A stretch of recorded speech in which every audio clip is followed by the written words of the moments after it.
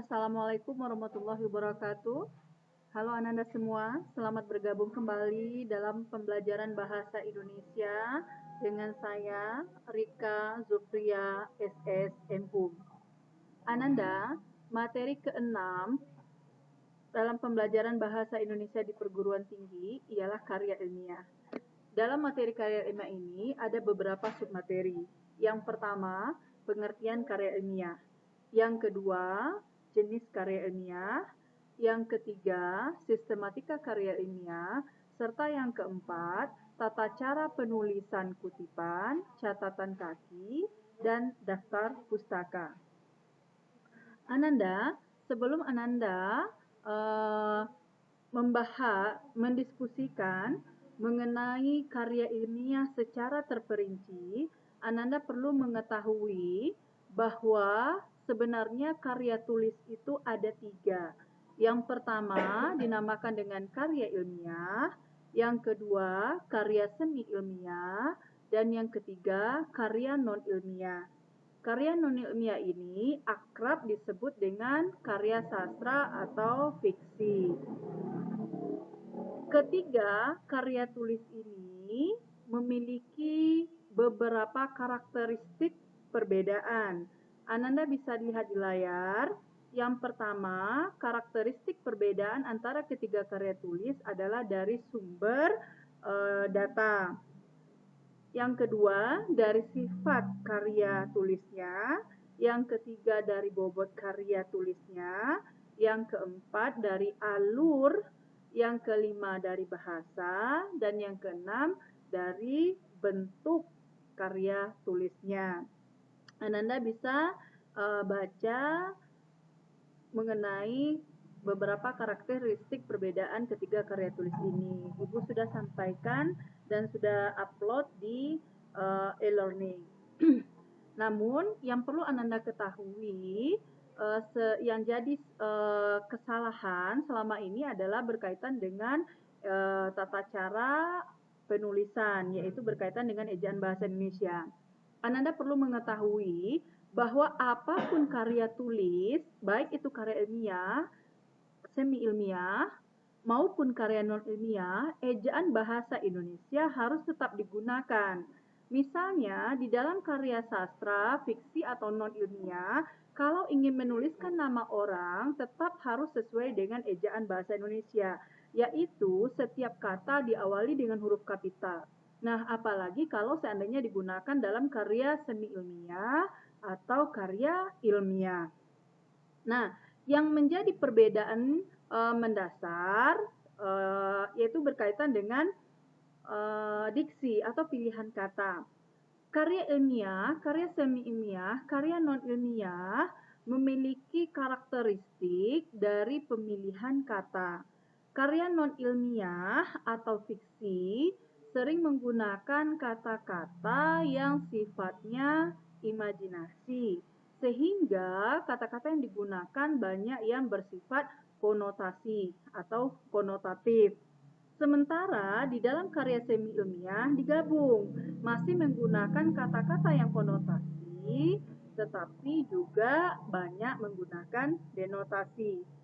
Namun, di dalam karya ilmiah tidak boleh menggunakan konotasi atau kata-kata yang tidak sebenarnya atau maknanya di luar makna dasar yang tercantum di Kamus Besar Bahasa Indonesia. Sehingga di dalam karya ilmiah, kata-kata yang digunakan harus denotasi dan berupa ragam baku. Nah, untuk lebih memahami, Ananda bisa membaca referensi yang lain. Nah, sekarang kita akan masuk ke karya ilmiah. Ananda perlu mengetahui bahwa karya ilmiah itu adalah berupa hasil pemikiran atau penelitian ilmiah, bukan alamiah ya nak ya, tapi ilmiah tentang disiplin ilmu tertentu yang disusun secara sistematis dengan menggunakan 1. Metode yang tepat, 2. Teori yang jelas, benar, logis, utuh, dan bertanggung jawab, 3. Serta menggunakan bahasa yang baku. Nah, jadi dari definisi ini juga bisa dilihat ciri-ciri atau karakteristik dari karya ilmiah. Nah, berkaitan dengan jenis karya ilmiah, tidak semua yang Ibu tuliskan di layar, hanya beberapa saja. Nah, yang Ibu tuliskan ini adalah beberapa karya ilmiah yang Ibu kelompokkan berdasarkan 2 kategori. Yang pertama, karya ilmiah yang digunakan untuk mencapai gelar akademis. Artinya, setelah Ananda selesai mempertanggungjawabkan karya ilmiah Ananda kelak, Ananda akan mendapatkan satu gelar akademis. Yang kedua adalah karya ilmiah yang digunakan untuk tujuan atau untuk memenuhi tugas tertentu. Nah, karya-karya ilmiah yang digunakan untuk mencapai gelar akademis atau menyelesaikan satu program pendidikan, jenjang pendidikan, ada beberapa macam. Yang pertama dinamakan dengan tugas akhir.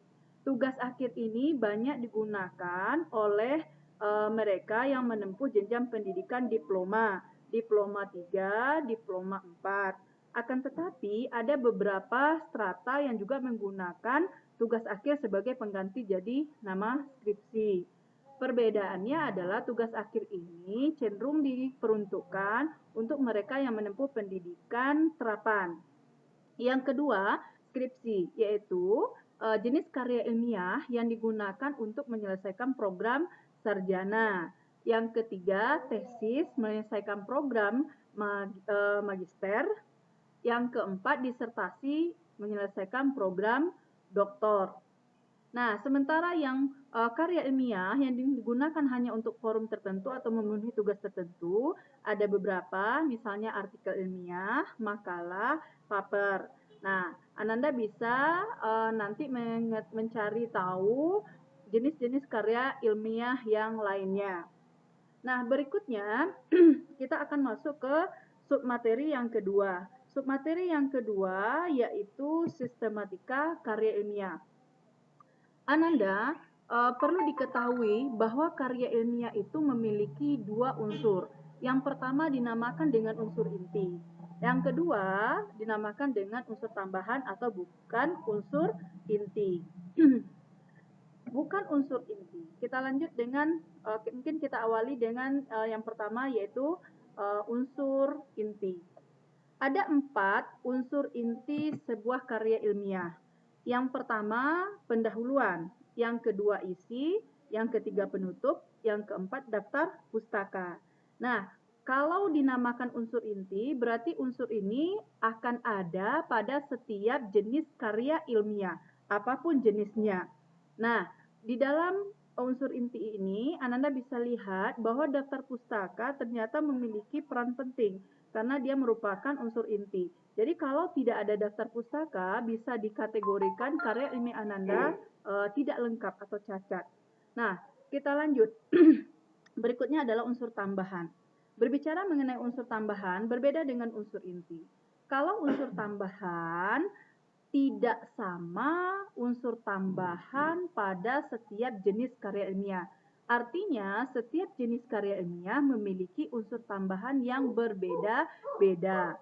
Misalnya, yang perlu Ibu bahas pertama adalah berkaitan dengan kasus yang paling banyak keliru di lapangan, yaitu berkaitan dengan karya ilmiah yang jenisnya makalah atau artikel ilmiah. Makalah atau artikel ilmiah selama ini unsur tambahannya itu sering menggunakan kata pengantar. Nah, ini yang perlu diperbaiki ya, Nak ya. Unsur tambahan makalah atau artikel ilmiah bukanlah kata pengantar. Akan tetapi yang perlu ditambahkan di dalam makalah atau artikel ilmiah adalah abstrak. Nah, apa itu abstrak? Nanti kita akan bahas di bagian yang lebih lengkapnya. Jadi, Ananda perlu mengetahui makalah atau artikel ilmiah itu unsur intinya tetap sama, ada 4, pendahuluan, isi, penutup, dan daftar pustaka. Sementara unsur tambahannya adalah abstrak. Nah, karya ilmiah yang paling banyak unsur tambahannya adalah salah satunya skripsi, ya, atau karya ilmiah yang dipergunakan untuk menyelesaikan suatu jenjang pendidikan. Nah, mengapa Ibu menuliskan di sini dalam bentuk daftar isi? Karena daftar isi itu sendiri dapat memperlihatkan bagian-bagian yang ada di dalam sebuah karya ilmiah. Maka Ibu munculkanlah untuk menjelaskannya, yaitu dalam bentuk daftar isi. Mungkin ini layarnya terlalu kecil. Ibu akan bacakan. Yang pertama, unsur intinya tetap sama, ada pendahuluan, ada pembahasan, ada penutup. Mohon maaf, di sini sebenarnya ada yang keempat, yaitu daftar pustaka atau daftar kepustakaan ya, tolong Ananda tambahkan. Nah, yang berikutnya, di luar yang 4 itu, ada unsur tambahan. Unsur tambahannya ada berupa halaman judul, ada berupa halaman pengesahan, abstrak, kata pengantar, daftar isi, daftar gambar, dan nanti mungkin juga ada lampiran. Ananda, perlu Ananda ketahui sebelum Ibu menyampaikan dan Ananda juga nanti membaca mengenai penjelasan masing-masing, unsur tambahan yang ada dalam unsur tambahan dan unsur inti yang ada dalam sebuah karya ilmiah yang jenisnya untuk menyelesaikan sebuah program pendidikan, Ananda perlu mengetahui teknik penulisan. Berkaitan dengan teknik penulisan, Ananda akan menemukan variasi bentuk. Yang perlu Ananda pahami adalah di dalam karya ilmiah itu ada namanya gaya selingkung. Gaya selingkung ini adalah gaya atau style yang hanya berlaku di satu instansi. Jadi dia tidak berlaku secara umum.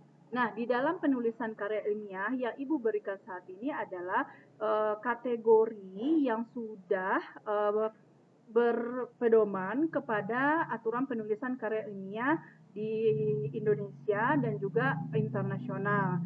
Nah, Ananda perlu mengetahui yang pertama berkaitan dengan teknik. Teknik ini adalah ada aturannya, tetapi memang tidak benar dan salah. Yang lebih tepatnya adalah tepat dan kurang tepat atau tidak tepat. Nah, yang pertama berkaitan dengan tata cara penulisan atau teknik penulisan penomoran. Ananda tidak harus selalu menggunakan kata bab, ya. Ananda bisa langsung menggunakan satu Romawi atau A. Akan tetapi yang perlu dipahami itu adalah Ananda harus konsisten. Apabila Ananda menggunakan bagian inti yang pertama itu dengan kata bab, maka bagian inti yang kedua harus menggunakan kata bab juga. Tetapi kalau Ananda tidak menggunakan kata bab, maka yang berikutnya juga tidak menggunakan kata bab. Jika Ananda menggunakan langsung satu Romawi, maka yang kedua adalah dua Romawi. Jika Ananda menggunakan A, maka yang kedua juga harus langsung B. Nah, begitu seterusnya. Yang perlu dipahami juga adalah selain kekonsistenan, Ananda juga harus mengingat bahwa Ananda tidak boleh memberikan penomoran dengan mencampurkan angka Romawi dengan angka Arab. Jadi kalau misalnya ada satu-satu, maka satu-satu itu harus sama jenis angkanya. Jadi sama-sama menggunakan jenis angka Arab. Tidak boleh menggabungkan angka Romawi dengan angka Arab. Itu yang salah kaprah. Kemudian tata caranya adalah penggunaan titik 1.1. Nah, di belakang di akhir itu tidak menggunakan titik lagi. Nah, ini yang perlu Ananda pahami secara terperinci mungkin ya nak ya. Nah, kita akan mulai dari yang pertama, halaman judul. Dari namanya saja Ananda tentu sudah mengetahui yang harus ada di halaman itu tentulah yang pertama berkaitan dengan judul dari karya ilmiah Ananda. Nah, setelah itu barulah bagian-bagian yang lainnya. Nanti akan kita bahas di bagian halaman judul secara khusus atau bagian di cover. Yang kedua, halaman pengesahan. Halaman pengesahan ini merupakan bagian untuk unsur tambahan dari sebuah karya ilmiah yang merupakan pembuktian dari maksudnya bagian ini merupakan pembuktian bahwa karya ilmiah yang sudah ditandatangani oleh pihak terkait, misalnya oleh pembimbing, oleh penguji, atau dari pihak instansi yang bersangkutan, ini sudah memenuhi syarat administrasi. Jadi ini berupa pembuktian ya nak ya. Jadi isinya nanti akan ada nama-nama dan tanda tangan. Kemudian abstrak. Nah, abstrak. Kalau Ananda ingin terperinci, abstrak itu Ananda bisa lihat di layar, ada beberapa yang diisikan di dalam abstrak. Tetapi secara sederhana dapat disampaikan bahwa abstrak itu adalah penyajian singkat dari sebuah karya ilmiah. Jadi intisari dari sebuah karya ilmiah. Jadi tidak ada penjabaran-penjabaran, yang ada itu hanyalah tidak ada penjabaran penjelasan, yang ada itu hanyalah pemberitahuan beberapa kriteria penting saja. Nah, yang berikutnya setelah abstrak itu ada kata pengantar. Sama halnya dengan abstrak, kata pengantar ini juga memiliki beberapa isi ya. Nah, beberapa isi Ananda juga bisa lihat di layar dan Anda nanti juga bisa baca referensi dan juga bisa browsing. Tetapi secara sederhana, kata pengantar ini berisi alasan Ananda menulis sebuah karya ilmiah. Jadi misalnya Ananda menulis skripsi, alasannya adalah untuk menyelesaikan sebuah program pendidikan yaitu program sarjana atau untuk mendapatkan gelar sarjana, misalnya sarjana teknik, sarjana sosial. Nah, jadi ini secara sederhananya kata pengantar, jadi alasan Ananda menulis sebuah karya ilmiah. Nah, nanti Ananda baca poin-poin yang lainnya. Nah, mungkin yang perlu Ibu sampaikan juga adalah yang sering salah itu adalah di bagian ucapan syukur.